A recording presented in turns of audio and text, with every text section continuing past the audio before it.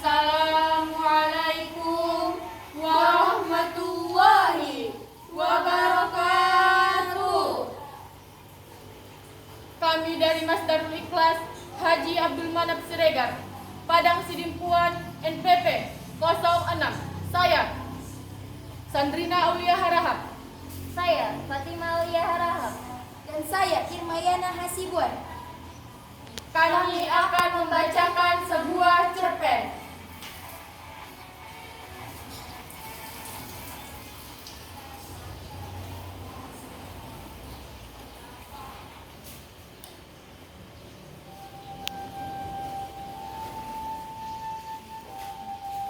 Mama, pasti pulang sayang. Karya Fanny J. Boy. Dari balkon rumahku, aku menatap langit yang hitam dengan hamparan bintang berkelap-kelip, terang berbinar jernih. Tak ada kepedihan tampak di sana. Semua ceria menyinari bumi. Dunia pastinya berputar sebagaimana mestinya, mengikuti arah rotasi yang oleh para ilmuwan itu memang terjadi. Bumi tidak datar. Ketenangan bumi berbanding terbalik dengan apa yang aku rasakan. Ucapan Marini, istriku, ketika ia berangkat ke rumah sakit, tempatnya bekerja sebagai dokter ahli penyakit dalam, sungguh membuat perasaanku bagai tersayat sembilu. Mama akan pulang sayang, katanya pada si busuk Adri yang baru berusia 6 tahun kala itu. Ia pun menangis sambil menarik-narik ujung baju ibunya sembari berkata, "Jangan pergi mama, jangan pergi. Nanti mama diambil virus cecitna," ujarnya menyebut nama corona dengan suara kanak-kanaknya yang cadel. Tapi Marini harus pergi. Dokter kepala menelponnya terus. Sudah 2 pasien positif COVID-19 dan malamnya meninggal. Hari ini, Dokter Ida, teman sejawat istriku, masuk ruang isolasi. Hasil tesnya, dia sudah menjadi suspek dan positif corona. Aku mengepakin jemari. Kemarin, sebelum Marini pergi ke rumah sakit untuk bertugas, ia bercerita tentang Dokter Ida yang belum ada ulang tahun keempat tahunnya. Istriku dan Pak Dokter lainnya ditraktir makan di sebuah kafe yang masih satu komplek dengan rumah sakit. Rasa cemas semakin menggerogoti perasaanku, membentur-bentur dinding hatiku. Malam ini, aku menengadah menatap langit dengan air mata yang mengambang di pelupuk mata. Aku sangat takut. Ya, secara manusia dan kedaginganku, aku ingin memaki dan berteriak sekencang-kencangnya. Tetapi kepada siapa? Pada makhluk laknat jahat yang tak terlihat, yang menyamar bersama angin, menempel di tiap logam, bereaksi dengan cepat pada batuk dan riak, serta bersin-bersin yang keluar secara alami tanpa bisa ditahan. Aku meradang. Delusi dan paranoidku membuat tubuhku bergetar. Sisi kemanusiaanku berperang hebat. Beragam cerita imajinatif yang menggiring tubuh dan jiwaku pada rasa cemas yang luar biasa. Marini sayang, semoga virus laknat itu tidak suka dengan tubuhmu. Biarkan kau tetap menjadi milikku, milik anak-anak, milik ibu dan bapak, milik pasien-pasien yang membutuhkanmu. Harapku, sembari menjatuhkan tubuh di kursi balkon, dengan degup dada berdetak kencang, kala nada dering di HP-ku berbunyi. Papa sayang, apa kabar? Bagaimana anak-anak? Sudahkah mereka diberikan vitamin C dan B-kompleks habis makan? Tolong periksa PR mereka. Bagaimana kabar papa, ibu, dan bapak? Ingat, jangan keluar rumah. Di Ija jangan disuruh masuk dulu. Makanan sudah ada di kulkas kok. Aku sudah mengaturnya untuk dimasak per hari. Semuanya cukup sampai 2 minggu. Ibu juga sudah kuberitahu kok. Jangan cemas ya papa sayang. Ini WA terakhirku. Habis ini aku harus memakai baju kayak astronot itu untuk menghindari gempuran si Cocit. Hari ini seorang perempuan berusia 60 tahun meninggal dunia akibat virus itu. Hasilnya sudah keluar. Jangan cemas ya Papa. Kami sudah memakai baju astronot itu kok. Banyak doa aja ya Papa. Doakan Mama biar tetap sehat. Dadah Papa sayang. Love you Papa. WhatsApp itu bagi peringatan tersamar yang membuat rasa takutku semakin membuncah. Aku seperti berperang dengan musuh tanpa wujud, bahkan tanpa bayangan. Dan kini, hampir 3 hari dia tidak pulang. Istriku, dia belahan jiwaku, segalanya bagiku.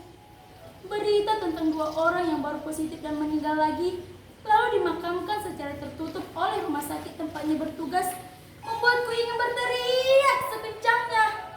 Ya, istriku ada di sana, di tengah kerumunan yang mencari kesembuhan, di tengah mereka yang terpapar virus itu. Ia bagai air mentah yang siap dipanggang di atas bara yang panas. Tidak, Marini, tidak, kau harus pulang.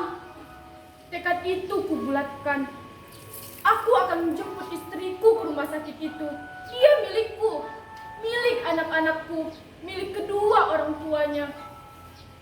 Bukan milik virus keparat yang siap memangsanya. Haruskah itu kau lakukan? Tanya ibu mertuaku. Jika kau membawanya pulang, maka dia akan membawa virus itu ke rumah. Kau, ibu dan bapak, bahkan anak-anakmu akan tertular. Katanya semua akan mati bersama. Itu artinya kita mengorbankan dia hanya demi tugas yang sudah diucapkannya melalui sumpah sebagai seorang dokter. Ini tidak adil, Ibu, tidak adil. Marini milikku. Tuhan menciptakannya untukku, untuk anak-anakku. Ibu, aku harus membawanya pulang sebelum dia tertular. Kau tidak boleh egois seperti itu, Nak. Kau mendapatkannya setelah dia menjadi dokter. Dia milik masyarakat banyak, bukan hanya milikmu dan anak-anakmu, bahkan bukan milik ayah atau ibu yang sudah melahirkannya. Nah, doakan agar dia selamat. Kematian hanya berupa gas imajinatif yang tak terlihat. Kita semua akan mati, entah waktunya kapan, dekat atau jauh. Berdoalah, Nak. Hanya itu yang bisa kita lakukan. Hatiku remuk, benar-benar remuk. Aku seperti tidak akan bertemu lagi dengan Marini. Berita tentang rumah sakitnya yang kekurangan masker, seragam bebas kuman dan sanitizer untuk membersihkan setiap ruangan, dan pingsannya beberapa tenaga medis, serta meninggalnya 2 orang dokter yang ada di sana, membuat air mataku tak berhenti menggenangi pipiku. Tangisku sebagai lelaki dewasa bukan lagi mencerminkan sisi cengeng bahwa aku terbenam di dalam ketidakberdayaanku. Tapi lebih dari itu, kekuasaan virus COVID-19 bukan saja mematikan sistem imun di segenap sel-sel umat manusia, tetapi juga menciptakan ketakutan psikologis yang menyebabkan manusia dapat terserang skizofrenia atau sakit jiwa akibat depresi berkepanjangan.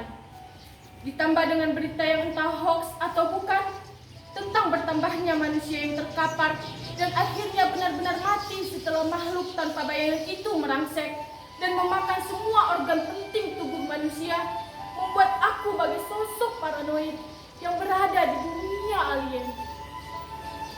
Setelah itu, hari ke-7 tetap tak ada kabar. WA pun mati. Perkembangan tentang ganasnya sang virus kian membuat tensi darahku naik perlahan-lahan. Aku berkali-kali menelpon rumah sakit dan jawabannya selalu sama. Istri bapak masih berada di ruang isolasi menangani pasien. Beliau tidak bisa dihubungi. Berdebah umpatku dalam hati. Mata-mata nanar anak-anakku, ibu dan ayah mertuaku, mataku peluh tanpa harapan. Putra bungsuku mulai merengek. Kemudian dia menangis menanjakan ibunya. Lelaki cilik yang masih duduk di TKB itu udah 2 hari ngambek tak mau makan. Kemudian suhu badannya pun mulai memanas. Aku memasang alat temperatur di ketiaknya. 37 derajat Celcius. Oh my god, seruku. Semoga saja Parasnya tidak naik. Oh Marini, di mana kau sekarang? Bagaimana keadaanmu sekarang? Dadaku tertutup dengan kencang. Berita temanku yang malam ini meninggal, lalu langsung dibawa pulang ke keluarganya dan dimakamkan saat itu juga, membuat dengkulku semakin melemas. Dan situasi yang ada carut marut dengan berkembangnya berita dari media-media.com yang banyak menimbulkan opini entah itu benar atau rekayasa untuk menjadi subscribe sama ganasnya dengan virus itu sendiri. Lockdown mengapa secara penuh? Masyarakat ada yang masih menganggap remeh penyakit itu. Pemerintah menjadi tertuduh dengan tidak menangani virus ini secara serius. Aneka opini membaur dalam imaji-imaji para pencari keuntungan dari datangnya sang virus. Jika situasi bertambah parah, maka bisa saja jiwa massa berkembang dan berlanjut pada peristiwa kaos yang berimbas pada penjarahan, perampokan hingga pembunuhan pada tahun 1998. Ini sungguh bukan lagi mimpi buruk, namun kenyataan yang mengerikan. Sang pengendali kuda Troya mulai memainkan perannya. Kebencian masa lalu mulai bisa berkamuflase pada punggung virus COVID-19. Permainan dadu mulai dijalankan. Skakmat sang pemimpin dilakukan oleh para bidak yang bersembunyi pada durna dan sempuni, dan bersembunyi di balik selimut musang berbulu domba. Itu opini yang bersembunyi di dasar tulang tengkorak para penyusun skenario terselubung. Ganasnya mereka sama seperti sang virus, musuh tanpa bayangan. Marini, nama itu kusebut berulang-ulang. Perempuan keras kepala yang kucinta, yang memilih menjadi dokter sebagai tempatnya mengabdi tanpa resep ini, selalu membuatku kalang kabut dengan perasaan yang cemas dan menggumbung. Dia terkena TBC akut, Pak. Aku harus menolongnya. Katanya, ketika kami tinggal di daerah pedalaman Papua, tepatnya di Agatsana, saat ia bertugas sebagai seorang dokter di desa itu. Di lain waktu, dia berkata, Kasihan gadis itu. Aku harus menolongnya di saat-saat terakhir HIV/AIDS hendak merenggut jiwanya. atau di saat yang berbeda, ia bilang begini, Pak, andai endemi flu burung ini menyerangku juga, kau jangan bersedih. Hidupku untuk mengabdi pada kemanusiaan. Kau jaga dan besarkan anak-anak kita hingga mereka menjadi manusia yang berguna bagi bangsa dan negara. Gila, aku menikahi perempuan Spartan dengan membawa misi kemanusiaan yang benar-benar gila. Oh Marini, terbuat dari apa hatimu hingga kau menjadi manusia setangguh itu? Aku kembali menatap bintang-bintang di langit. Bulan mulai redup, awan hitam berangsur mulai menutupi sinarnya. seharusnya sinar dan seluruh kedamaian yang diberikan langit dan bumi dapat menenangkan perasaanku yang gulana. Cintaku yang tak terkira pada Marini, istriku, harus kusadari dengan nalar terbuka bahwa memiliki tak harus menguasai. Tuhanlah yang menjadi penguasa atas manusia dan hidup ini. Juga seperti kata filsuf Aljazair pujaanku, Albert Camus berkata, hidup ini absurd, tidak untuk dijelaskan tetapi untuk dipahami. Maka tatkala bungsuku kembali merengek, menanyakan mengapa mamanya belum juga pulang. Di balik air mata yang mulai mengering, aku menghibur sambil mengusap kepalanya. Mama, pasti pulang sayang. Wassalamualaikum warahmatullahi